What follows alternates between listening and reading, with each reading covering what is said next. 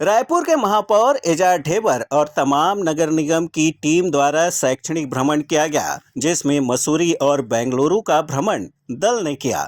जहां शैक्षणिक भ्रमण का मतलब ही होता है कि आपको उस जगह से कुछ न कुछ सीख लेनी होगी। महापौर ढेबर और एमआईसी मेंबर ने इस शैक्षणिक भ्रमण से बहुत कुछ सीखा, जिसे अब वे राजधानी रायपुर में भी लागू करना चाहते हैं, जिसके लिए प्रेस वार्ता कर बातों को साझा किया। आप सभी को विदित है कि हम लोगों की यात्रा में बहुत सारी चीज़ें जो विभिन्न नगर निगमों में रायपुर से अलग है और रायपुर में जिन चीज़ों की कमी है उन चीज़ों को वो बड़े नगर निगमों और मध्यम नगर निगमों में जो अच्छी चीज़ें हैं जो हमारे शहर में हो सकती हैं, बहुत बड़े खर्च की आवश्यकता नहीं है, उसमें कम खर्च में एक अच्छा प्रतिफल रायपुर शहर वासियों को दिया जा सकता है। ये वो चीज़ें हम लोगों ने अध्ययन में पाया। विस्तृत चर्चा माननीय महापौर जी आपसे करेंगे, लेकिन एक दो चीज़ें जो हम लोगों को एक अच्छी बात सीखने को मिली कि खुले प्लाट में जो वहाँ पर टैक्स लगता है वो 15 से 20 पैसे प्रति स्क्वायर फीट प्रति वर्ष लगता है। और वहाँ की सरकार ने एक बहुत अच्छा निर्णय लिया कि जिनके पुराने टैक्स बाकी थे वो सारे, जिनके 15 साल से 20 साल से 25 साल से जो बढ़ते गया टैक्स को, तो उसको वन टाइम सेटलमेंट का उन्होंने एक अभियान चलाया और वन टाइम सेटलमेंट में उनको 400 करोड़ रुपया की अतिरिक्त आमदनी हुई। ये एक बड़ा प्रतिसाद रहा जो हमारे रायपुर नगर निगम में भी माननीय महापौर जी ने एमआईसी और सामान्य सभा से इसका प्रस्ताव बनाकर राज्य शासन को भेजा है और आने वाले दिनों में इस विषय पर पूरा उनके द्वारा, उनकी टीम के द्वारा, महापौर जी के द्वारा ये सब अध्ययन करके हम इस चीज़ को बेहतर ढंग से कैसे लागू कर पाएँ कि जो पुराने टैक्स जिनका सेटलमेंट नहीं हुआ है उसको वन टाइम सेटलमेंट भी हो जाए, कोई बड़ा बोझ उसके ऊपर ना आए और आने वाले समय में वो टैक्स जो है वो रेगुलराइज हो जाए। इससे हमारे नगर निगम को भी अच्छी खासी रकम की शुरुआत हो जाएगी। पूर्व में जिस प्रकार से टैक्स के मामलों में हमारी पूरी परिषद, माननीय महापौर जी और सारे लोगों ने सेल्फ सस्टेंस नगर निगम बनाने का जो प्रयास किया उसमें हम पूर्णतः सफल हुए और आज ये गर्व के साथ कहा जा सकता है कि रायपुर नगर निगम सेल्फ सस्टेंस नगर निगम है। यहाँ पेंशन का पैसा नगर निगम के द्वारा दिया जाता है, यहाँ बिजली का बिल नगर निगम के द्वारा पटाया जाता है, स्ट्रीट लाइट का बिल नगर निगम के द्वारा पटाया जाता है।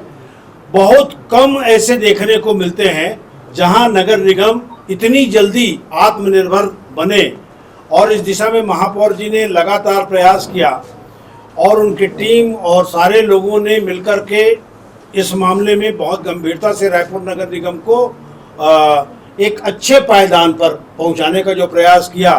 प्रेस वार्ता में हमारे बीच में बहुत सम्मानित सभापति बड़े भैया प्रमोद दुबे जी, बहुत सम्मानित हमारे एमआईसी मेंबर बड़े भैया ज्ञानेश शर्मा जी, उपस्थित हमारे सभी इलेक्ट्रॉनिक मीडिया के साथीगण, सभी हमारे प्रिंट मीडिया के साथीगण, सभी हमारे वेब पोर्टल के साथीगण, उपस्थित सभी हमारे और भी जो हमारे मीडिया के साथी हैं, सबका सभी हमारे फोटोग्राफर्स लोग भी हैं, उन सभी का आज की प्रेस वार्ता में मैं स्वागत करता हूं, अभिनंदन करता हूं।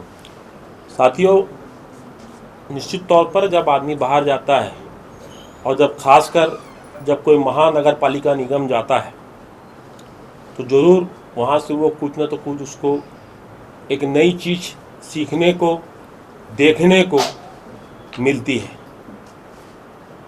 हम लोग पहला जो हमारा दौरा रहा वो मैसूर का रहा, जहाँ पर हम लोग प्रोसेसिंग प्लांट में हम लोग जब वहाँ पर गए तब हमने देखा कि हमारे यहाँ कचरों से खाली खाद बन रहा है। वहाँ पर हमने देखा कि जो कचरों का जो सेग्रीगेशन हो रहा था वो लोग नारियल के जो टुकड़े रखते हैं, क्योंकि वहाँ सबसे प्रमुख जो उत्पादन है वो नारियल का है, तो हम देख रहे थे कि वो नारियल के उत्पादकों को, जो नारियल के वो थे, उसको लोग अलग कर रहे थे, उसको अलग वो कर रहे थे। तो फिर हम इनसे पूछे कि भाई आप इससे क्या बनाओगे? तो बड़ी अच्छी चीज़ वहाँ पर पता चली कि इससे रस्सी बनती है। दो चीज़ और उन लोगों ने बताया कि जो इसमें उससे उसका निर्माण होता है। तो वो चीज़ भी हम लोग, हमारे अधिकारी, हमारे और भी जो पार्षद हैं, उसको वहाँ पर मैसूर में उस चीज़ को हम लोग ने देख के आया कि इस प्रोसेसिंग प्लांट में हम सिर्फ कचरों से खाद बना रहे हैं, जो हमारे गार्डनों में और कृषि उसमें एग्रीकल्चर में जो हम इस्तेमाल कर रहे हैं।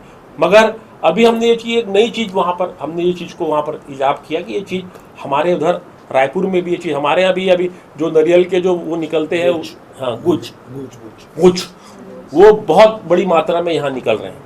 तो निश्चित तौर पर यह भी हम रायपुर में हमारे प्रोसेसिंग जो प्लांट है उसमें हम लोग इसको इजाब करेंगे, इसको हम लागू करेंगे। दूसरा जो हमारा दौरा रहा वो बेंगलोर का रहा।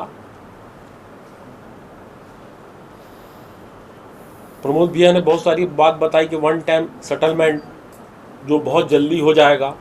वन टाइम सेटलमेंट में हमने सरकार को यहाँ से MIC से पास करके, सामान्य सभा से पास करके हमने मंत्रालय हमने भेजा है।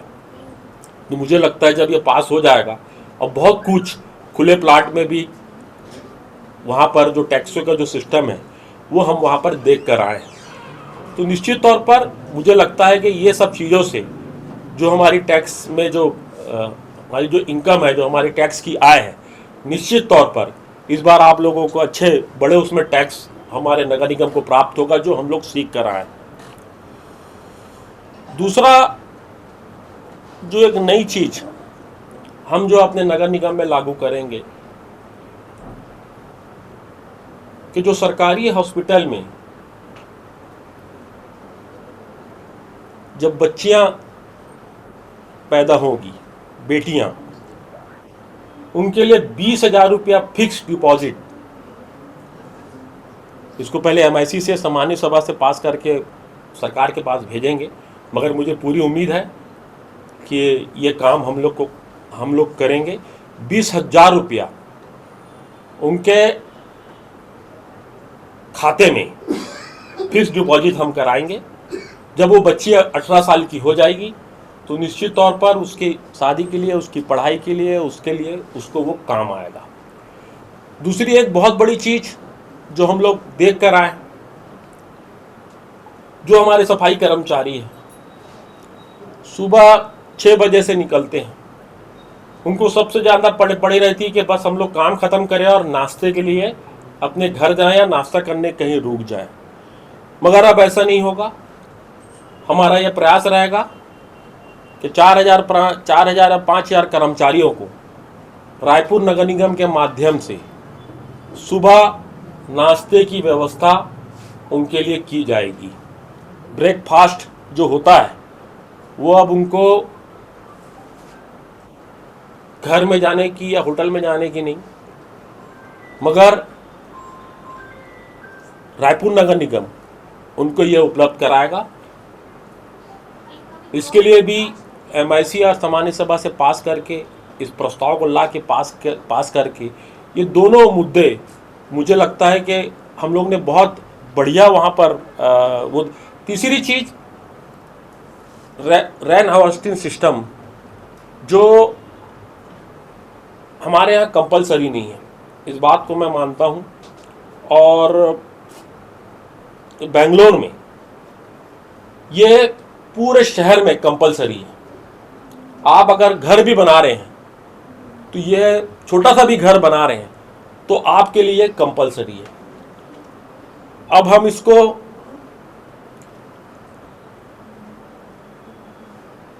MIC से पास करके, सामान्य सभा से पास करके, यह भी प्रस्ताव सरकार को भेजेंगे कि रेन हार्वेस्टिंग सिस्टम, अगर आदमी 1000 फीट का भी घर बना रहा है, 500 स्क्वायर फीट का भी घर बना रहा है, तो वो उसके लिए कंपलसरी होगा, वो आपको कराना ही होगा। तभी आपका जो घर का नक्शा है वो पास होगा, अन्यथा आपका घर का नक्शा पास नहीं होगा।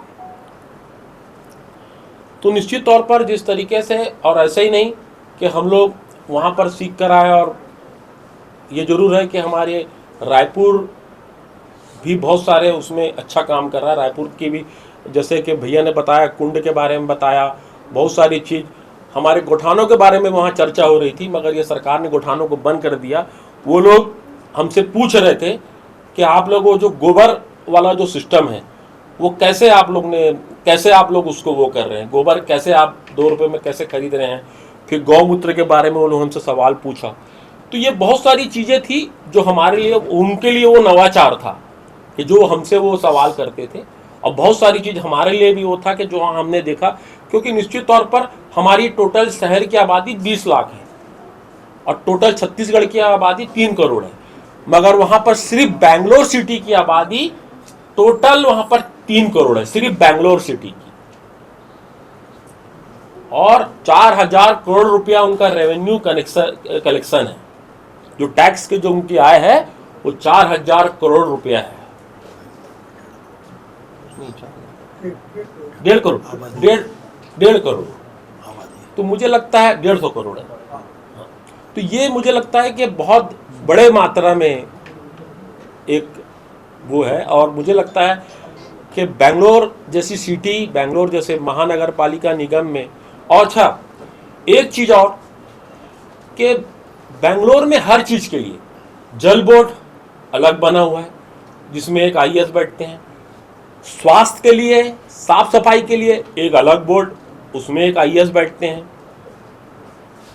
लाइट वाइट के लिए पूरी एलईडी है, उसके लिए एक बोर्ड अलग बना है जिसमें एक आईएएस बैठते हैं। हर चीज के लिए, जैसे आवारा पशु और डॉग सेंटर, उसके लिए एक अलग बोर्ड बना हुआ है, उसमें एक अलग अधिकारी बैठता है, उसमें एक अलग आईएएस बैठते हैं, उसके नीचे अलग काम करते हैं। तो निश्चित तौर पर यह हमारे छत्तीसगढ़ का दुर्भाग्य है कि सरकार रायपुर नगर निगम को आईएएस लोगों की प्रयोगशाला समझती है। ये प्रयोगशाला है, स्कूल समझती है। यहाँ पहले आईएएस लोगों को 1 साल 1.5 साल के लिए लाया जाता है और उसके बाद उनको कलेक्टर बना के और कहीं भेज दिया जाता है, जबकि बेसिक काम, आपके जीवन से जुड़ा हुआ काम, आपके पैदा होने से लेकर मरते दम तक के काम रायपुर नगर निगम करता है। ये एक्सपेरिमेंट सेंटर यहां पर नहीं होना चाहिए, प्रयोगशाला नहीं होना चाहिए, यहां पर स्कूल आईएएस लोगों के लिए ये स्कूल नहीं होना चाहिए, ये बल्कि आईएएस लोगों के लिए यूनिवर्सिटी होना चाहिए। और जो सीनियर लोग हैं, जो सीनियर आईएएस लोग हैं, जो कलेक्टर के ऊपर जो रहते हैं, सचिव और उस लेवल के लोगों को यहां पर कमिश्नर के रूप में आना चाहिए। तो मुझे लगता है कि रायपुर नगर निगम बेहतर से बेहतर काम कर सकेगा, क्योंकि अगर इसी तरीके की प्रयोगशाला रही, इस तरीके का अगर ये ट्रेनिंग सेंटर बना रहा, इस तरीके के आईएएसओ के लिए, कमिश्नरों के लिए अगर ये सिर्फ स्कूल बने रहेगी, तो मैं नहीं समझता कि रायपुर नगर निगम बहुत बेहतर काम कर पाएगा।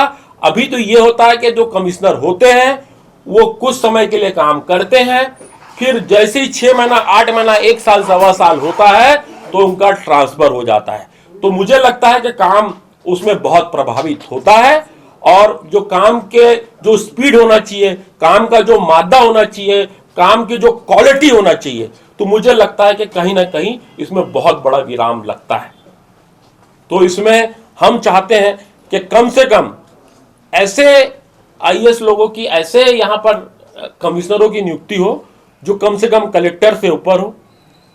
कलेक्टर के अभी जो कमिश्नर है वो, उनको जो सीआर है वो कलेक्टर साहब लिखते हैं, मगर ऐसा नहीं होना चाहिए। अभी जो कमिश्नर होते हैं नगर निगम में, उनका सीआर कलेक्टर महोदय लिखते हैं। तो अभी ऐसा कम से कम रायपुर नगर निगम में नहीं होना चाहिए। सीनियर लोग यहाँ पर, आईएएस लोगों की यहाँ पर लाना चाहिए। और दूसरी चीज, कम से कम 2.5 से 3 साल तक के यहाँ पर परमानेंट यहाँ पर कोई आईएएस की नियुक्ति होना चाहिए।